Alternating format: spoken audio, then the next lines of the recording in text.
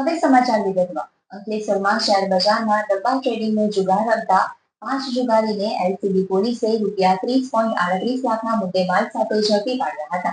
Bharuch LCB police દ્વારા ચોક્કસ માહિતીના આધારે સોના આઈસ ઇન્ડસ્ટ્રીઝની ઓફિસમાં દરોડા પાડ્યા હતા. ઓનલાઈન મોબાઈલ એપ્લિકેશન મની કંટ્રોલનો ઉપયોગ કરી સેબીની જાણ બહાર ₹90 લાખના શેર રકમનું ટ્રાન્ઝેક્શન કરતા હતા.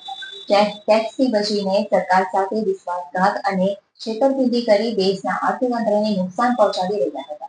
એલસીબી સ્ટાફ અંકલેશ્વર વિસ્તારમાં પેટ્રોલિંગ કરી રહ્યો હતો તે દરમિયાન બાતમી મળી હતી કે સોના આઈસ ઇન્ડસ્ટ્રીઝ ફેક્ટરીની ઓફિસમાં અલ્તાફ હુસેન ઘોઘારી નામના વ્યક્તિ આર્થિક લાભ માટે બહારથી માણસો બોલાવી જુગાર રમાડતો હતો.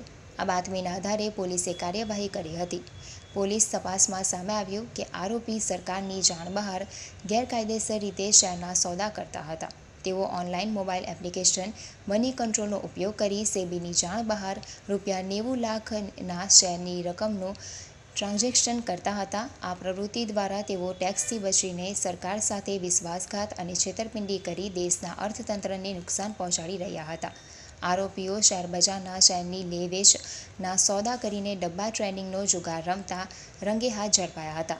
વધુમાં તપાસ દરમિયાન એ પણ બહાર આવ્યું છે કે આરોપીઓ પાનાપત્તાનો જુગાર પણ રમતા હતા.